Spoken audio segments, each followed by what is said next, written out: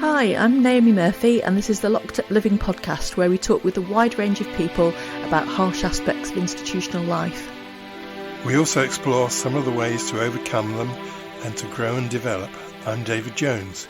So join us every Wednesday morning, 6 o'clock UK time, for a fresh podcast. Our next guest has been described as part writer, part journalist, part politico, part historian, part economist, and mostly brains, intellect and common sense. He's also been described as the finest radical voice of this generation.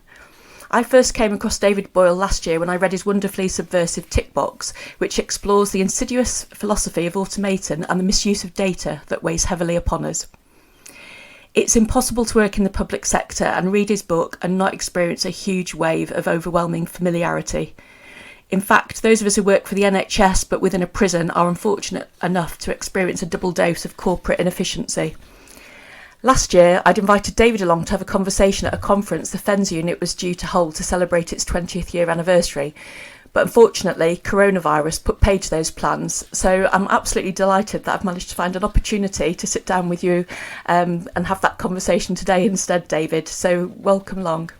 David wanted us to let you know that due to an illness, his voice was somewhat weaker than it usually is during this podcast. Hello, David. Pleased to meet you. Can you tell us something about your career trajectory? You've had a very rich and vibrant career, which has included writing many books, founding the think tank Radix, and conducting a review of the Treasury and Cabinet Office. That pretty much sums it up, I think. You've pretty much got it there. Radix, in fact it's Radix, called Radix. I've always managed to sort of have two parts to my career always. One is sort of hippy-dippy sort of thing, so I started the New Weather Institute, new think tank. The other is sort of more conventional Liberal Democrat sort of thingy, like Radix. So what have you done in your life up to now? I've been a reporter. I trained as a journalist. So most of my books have come out of that in some way or other. I think that really shows from the style of Tickbox, actually. It's really rich with facts pulled together from quite diverse areas of life, but all illustrating that same theme. More recently, I've become interested in history, so I've been writing history books. The sort of way in which these sort of things come together.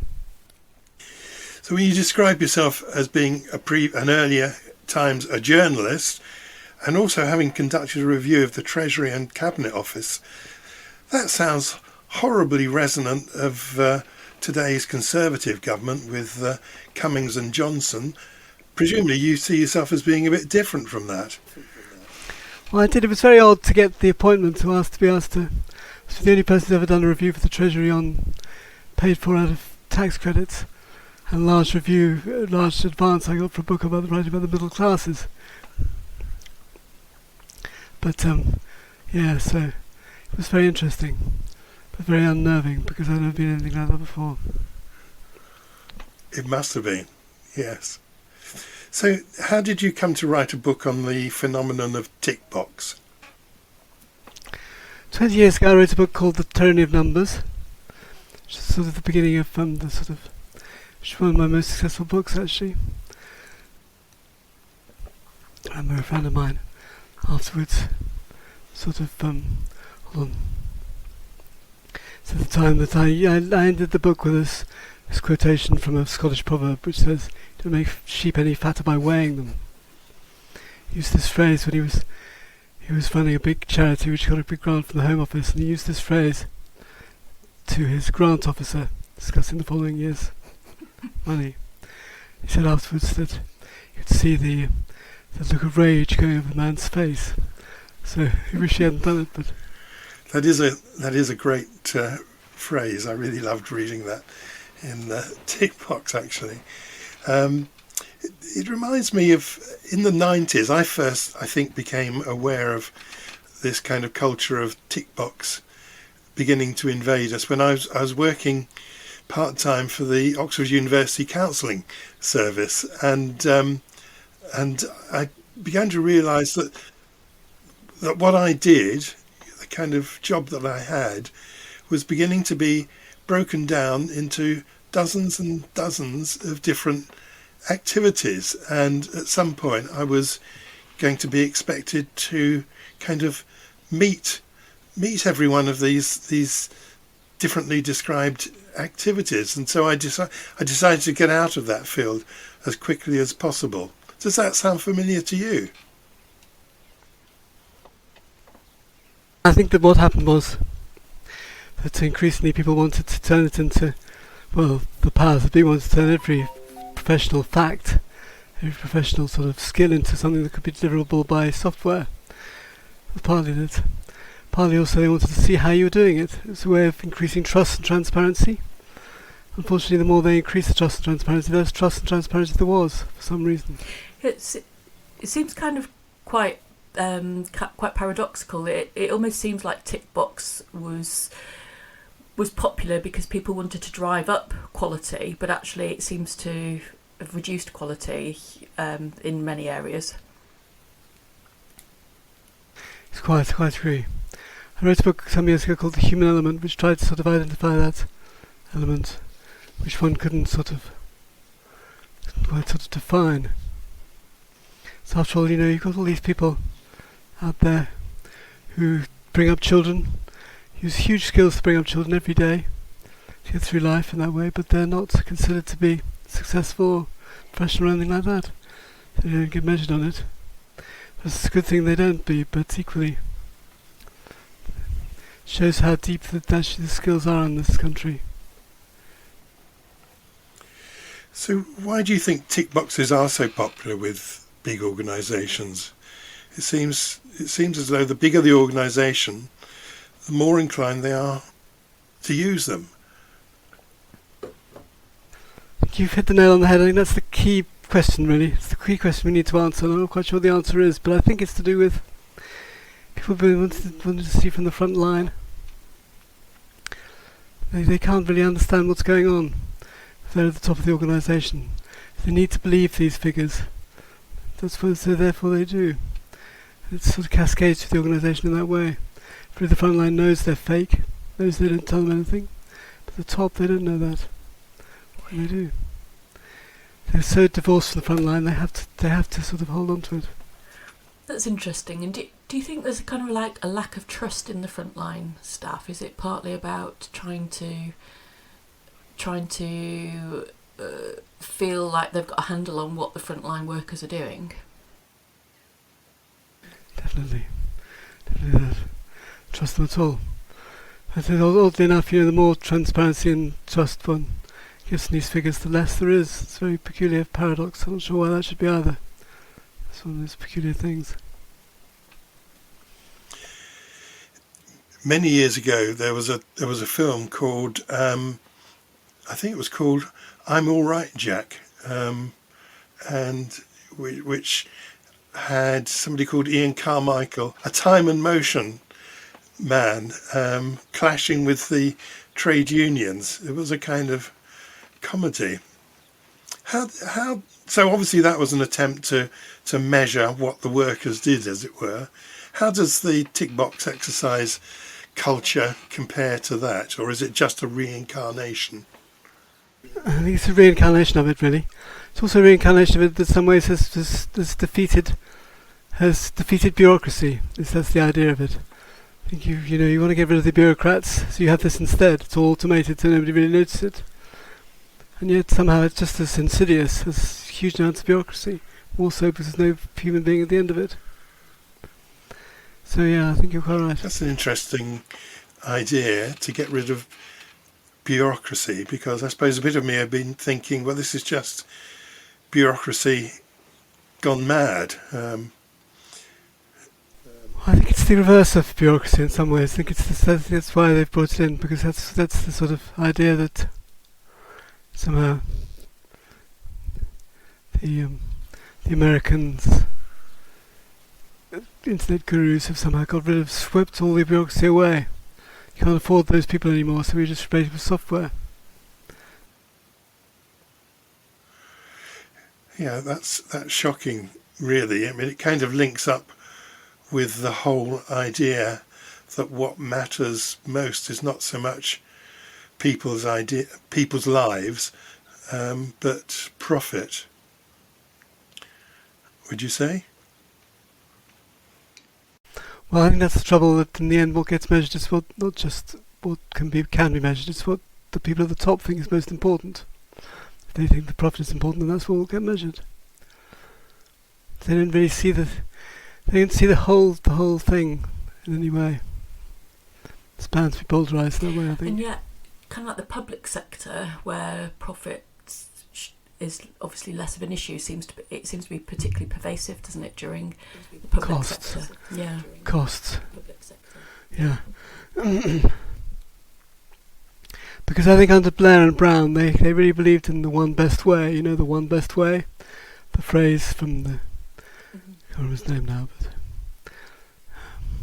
so I think that there was only one way of doing it, so they broke down, made sure you do it that way. That's a great sort of side effect of that. I suppose the word in the public sector was efficiency rather than profit, but perhaps they're rather similar. No, really. Efficiency for what? Is it for money or for light or for what? It's the question. So David, sorry, Naomi. No, go ahead. I was just going to ask David, how does Tickbox impact on real people's lives? Well, I think that the danger is that if you get the wrong side of it, then you're really stuck, aren't you? Like those people did with the Home Office, or like for instance, those people from the Post Office recently, sub-postmasters, those people who've been completely slaughtered by it, sent to prison and everything. I know it's... So it can be very dangerous. I think you want to see the situation whereby, how can you have a situation whereby people leave their consciences at the door when they operate the software, and I think that's what happened with those cases.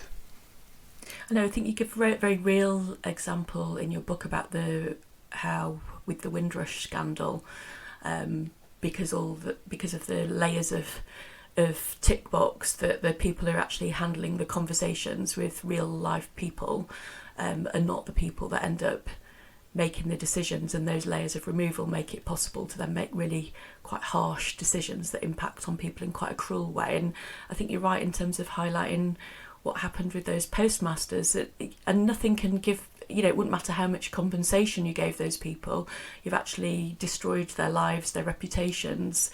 How do you give people the time back of all of those years? So there's a huge cost, isn't there, on people's lives of this Tickbox mentality. And I heard Tickbox referred to last week when they were discussing the bomb at the Manchester Evening News Arena, and talking about how that had its origins in Tickbox training, where the training was, rather than thinking about real quality and what training actually means, just making people jump through hoops where a tick box would then be ticked. Yes. I mean, when I was writing the Tyranny of Numbers, I came to this conclusion about the emperor's new clothes. In any situation, you need to be able to say, can you say about, okay, the school is fine, but is the education okay? School's good and up high on the league tables, but if you put out that but, you ask the emperor's new clothes question of the little boy in the Hans Christian Andersen story. And when you do that, it all falls to dust. You've reminded me this morning about the post office staff, some of whom went to prison, and as we talk, I realise I'm being filled with a sort of sense of outrage, really, because these, along with the case of Anthony Bryan and others, were an immense scandal. They were actually human rights abuses, and I'm not sure we're making enough of them as we should. No, I agree, and they're definitely a problem with Tickbox, aren't they? But I mean, I think that most people don't get affected in that way. I think they're just affected to a lot of Tickboxing. If they're not working for the public sector or something like that, they're asked. They go to the bank to evaluate what their last bank meeting with a bank clerk was like.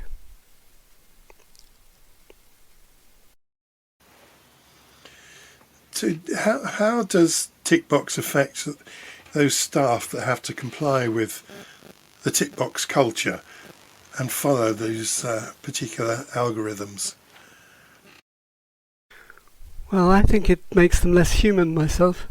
Turns them into machines a little bit. A tiny little bit. I'm sure they're fine at home and everything like that, but at work they leave their consciences and everything else outside the door. So that's the problem. The main problem, I think. It's interesting, isn't it? Because if you think that if you're being met with, if you think about the Windrush situation, for instance, they must have been met with people who were really quite desperately imploring their situation.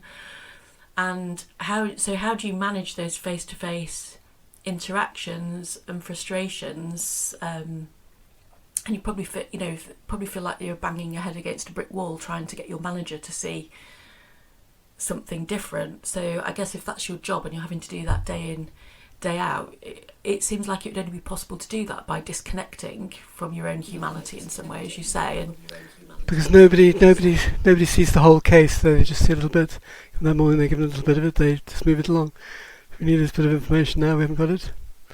And somebody else deals with it the next day. If it's nothing to do with you, really. You don't have to worry about it. The whole thing. It's important though that I was trying to get the story at that point that they had given up on their sort of human team. They used to have a roving human team who used to go out and say, this one's going to cause problems at some point. Or this one is. And, call it in. But they got rid of that team about 2015, 2016, something like that. So there's a problem there. Seems like there's something about our need to see. I think we're uncomfortable with things that are vague or not tangible, aren't they? So we try and make everything tangible or concrete, and so that we can kind of try and grab hold of it.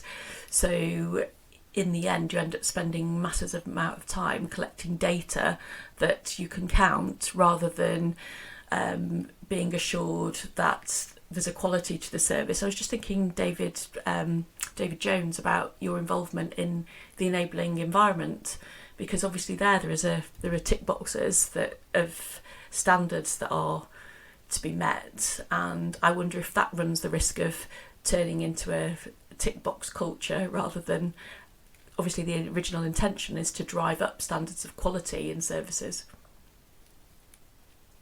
That's a very good question. I'm sure there is that risk there, and I think for people who are at the other end, that is those who are in the so-called enabling environments, the temptation is to find lots of material to fit those particular boxes. And in fact, you can often go into establishments and you'll see on the wall they've got a kind of sheet with envelopes hanging from them, and they'll have 10 because there are 10 standards, and people come and put bits of paper into those, which is supposed to be evidence which backs up how they meet the standards. So that in that way it does directly affect the behaviour of those staff.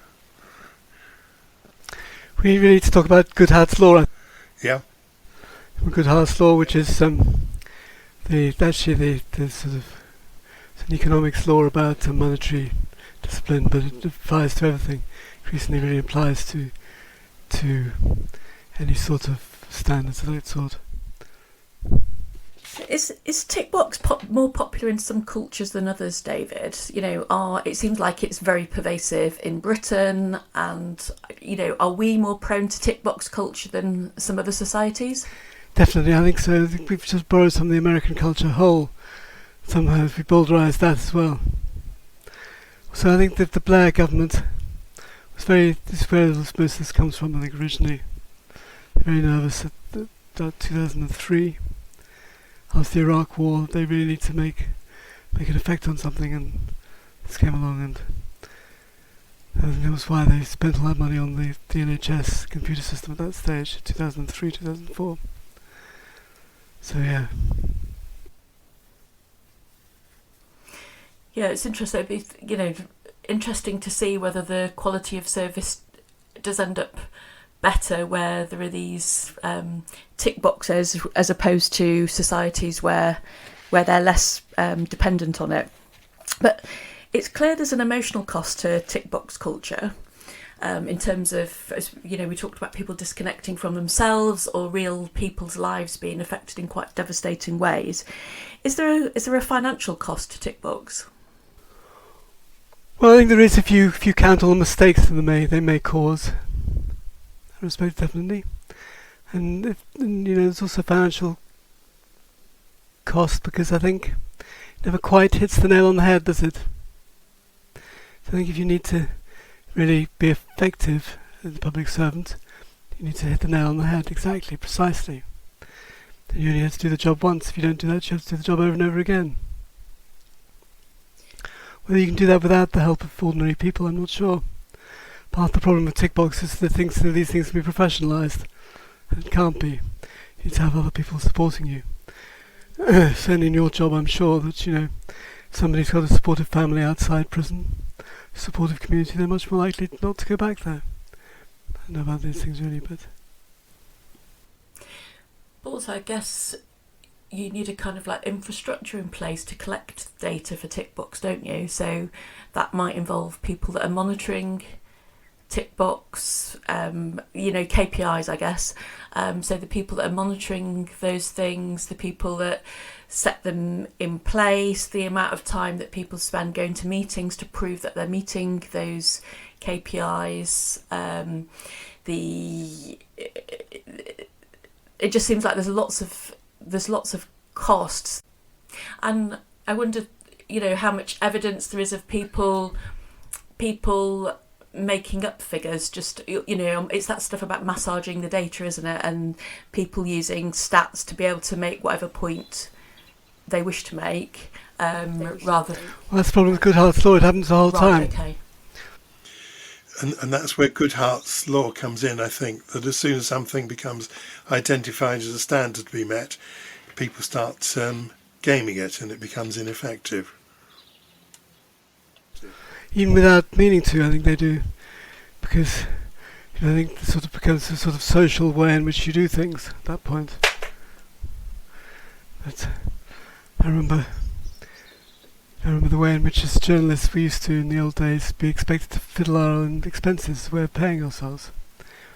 I'm not saying I did it or anything, but I had expense forms flung back at me by my editor saying, no, add this in there, add that in there.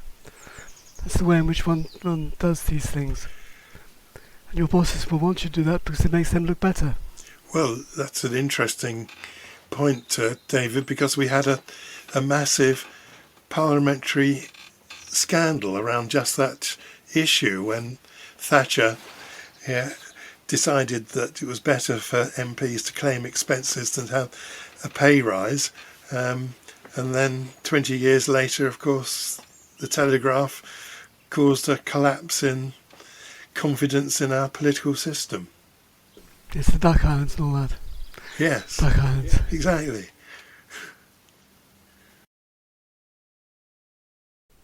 Last year I also happened to read the Checklist Manifesto by Atul Gawande. At first glance it might look as if you're both writing about something similar, but from opposing perspectives, but you actually deal with this in your book. Could you say something about this? Well, I think I read that book too, so I was a bit of worry to start off with. I think what was happening there is that he's talking about checklists which are different, because they're under your control as a professional. When you have a checklist, it's to help you, support you yourself, it doesn't report anything to anybody. Tickbox is different, that's some sort of system above you, which controls you and what you do. I think he recognised that Gawande as well, his latest stuff about doctors. Yeah, I think that's a really good explanation of why, on the face of it, something that looks quite similar might be serving a very different purpose. And you've also founded and a director of Radix. Can you tell us something about the aims and objectives of this think tank? Radix is really it was it's part of my Lib Dem side of things originally. Well, the failure of the Lib Dems perhaps to think at all. So the idea was originally that we would look at how one creates an agenda for a radical centre. I'm not sure So I've got a bit broader than that now, but at the same time I was also spent half my life, involved in Liberal Democrats, the other half on the New Economics Foundation. So I've also got another think tank I started called New Weather. And is that kind of, because I guess that's a form of activism, isn't it? Setting up something like that to take a radical stance. And has that been your way of coping with this kind of like relentless bureaucracy to try and achieve something different? I've really been under bureaucracy myself. It's great not to have been. By the time I was in newspapers, there wasn't such a thing as bureaucracy really. And after that, I've worked for organisations far too small, so I never really had that problem myself. It's great. You're very lucky.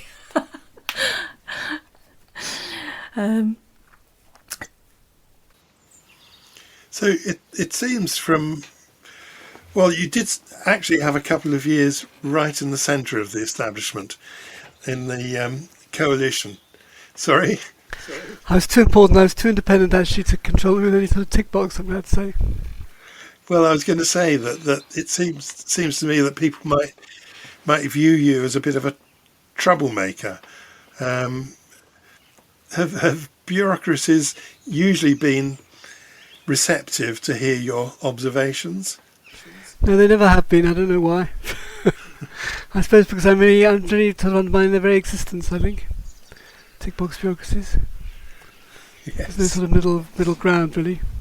Well, I recently read Adam Grant's Think Again, and he talks about disagreeable givers, which are people who offer criticism up to organisations, but it's with the intention of trying to improve what's offered, but how often the organisation might respond with a backlash because they're not willing to hear those kind of criticisms. And it seems that you would definitely fall into the camp of being a disagreeable giver, that you're offering something up to try and get a positive change to society, but actually as David just said, I can imagine that would be met with quite a lot of resistance.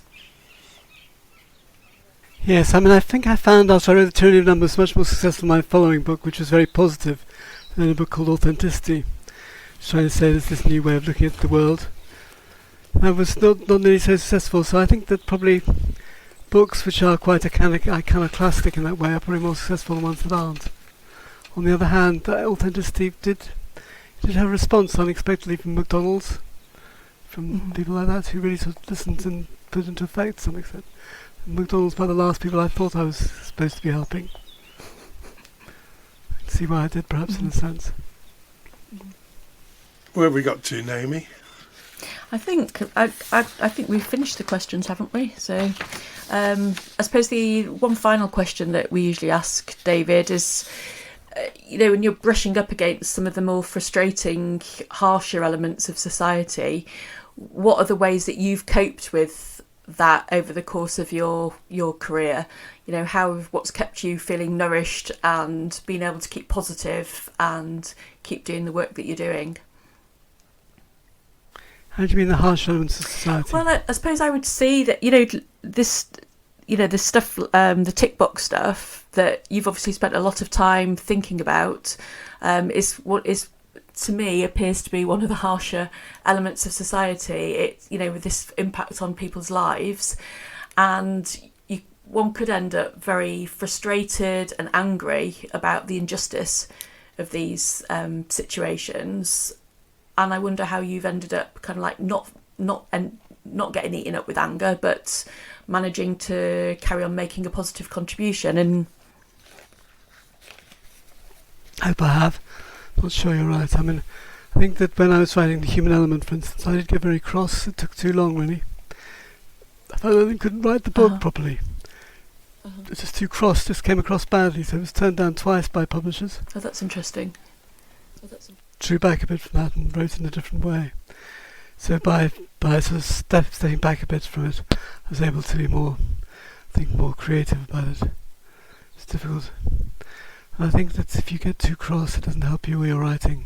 It doesn't, of course, stop you getting cross, unfortunately, because I do get cross a lot. I find that I got very cross with bureaucracy of any kind. Always have been. It's a bad aspect of myself, but writing the book has reminded me there are people behind these things too. And are there things that help provide an antidote to that crossness? That if you're getting too cross, what helps you pull back and draw away from the crossness, or the thing that's making you cross? Remembering that trying to remember that I am actually being cross with the person, rather than. My children also tell me off I'm horrible people on the phone. They're not able to use the phone. And I'm a Parkinson's, so it makes it rather difficult to communicate anyway, being cross or not cross. Other more important things around, in the end, I think. So, I know that people who have ended up writing about very specific institutions. My friend Andrew Sims, for instance, wrote about Tesco. He wrote a very successful book called Tescopoly. And I think in the end he said that what they didn't realise is that by writing this book I'm kissing them goodbye. In a sense, after years of obsession with them, you were able to write the book, get rid of it like that. So, I'm quite sure. I think I'm perhaps doing the same with Tickbox in a sense. I'm writing about it, getting it out there, hopefully. Other people will run with it. I think that's quite an interesting concept, that by kind of like packaging all that up, that it is a way of saying goodbye to something that's quite frustrating or anger-provoking. The trouble is, of course, now having set out this concept, Tickbox, you then see it everywhere. Yes. Not just when you're writing the book, you can't stop seeing it. So I've carried on sort of blogging about it, but what can you do? Especially, when you're then at the end of the NHS yourself, and you can see yourself being tick-boxed endlessly. You can't actually say anything about it because you haven't got the voice anymore. It's very annoying. Well, in some ways that's quite a good thing, isn't it? As long as everybody can see it, and not just you, me and Naomi and the others who are most affected. That's true. Because then it's That's just very true. persecution. Yes. But as long as the doctors Yes. and nurses can see it. I think as long as the people who are dealing with it can see it, no, it's just the people at the end of the system can see it. But often the people who can't see it are the richest, most successful people in the world. The people who can see it are the people who aren't the ones running the world. You've got a problem. Yeah, I think that's a good point, isn't it, about the people at the top being it's them that it's fueling, but actually it's having a detrimental effect on so many other people. So actually finding ways to draw the attention to the people at the top of the problem. But in the end, I think that if you can do that, then things will run better and more effectively. Effectiveness is really what they want as well as us. So in the end, it's hopeful. We need some experiments for alternatives, I think. And they're doing a bit in Holland, but not really here so much. When I wrote about, I said to Lord Faulkner one day, when he was the cabinet minister in charge of the cabinet office, I was writing about numbers, and he said targets, and he said, what else can we do? I said, I don't think we've really got any alternatives yet. Tickbox. Some sort of tickbox. So what's happening in Holland? Well, there's an interesting thing there where they all get together and in their health service, and they say, what bureaucratic regulations can we get rid of? Let's get rid of those. So in a sense, the great experiment was done in the NHS anyway, during the lockdown, when they simply stripped the place of any sort of regulations that got in the way. Because they said to them, I remember, in the northwest anyway, because you're adults, we're all adults here, we can deal with these things. So they're adults before, of course. Suddenly adults in lockdown, always adults. Yeah, it sounds quite appealing. Let's have a meeting to see what bureaucracy we can get rid of without having to have a pandemic. Well, except that the other side of that is, to some extent, what Trump did during his 4 years, to abolish as many regulations as possible, and all of a sudden you've got a pipeline built across a pristine wasteland in northern Alaska. Well, that's the danger, yes, exactly. Because if you get rid of all the... you've got to get rid of your consciences as well, haven't you? Quite. To make that happen. But I think, if you first of all, Tickbox gets rid of all our consciousness, we can't see anything clearly. You get rid of Tickbox, then you've got nothing at all. Have you? It's difficulty. Well, I think the introduction of the conscience into the equation is essential, isn't it? Yeah. Not just consciousness, being able to see clearly, I think. Which I don't think people can really in the moment. Because the Tickbox gets in the way. So when Michael Gove attacks experts, I think that's what he's attacking really. It's the ways in which, I think I've never spoken to him, I've never met him actually. But I think that's what he's talking about. So expertise being sort of shoved into these sort of tram lines. And think outside them. Think outside the box, they say. Okay. That's been really interesting, Mm. David.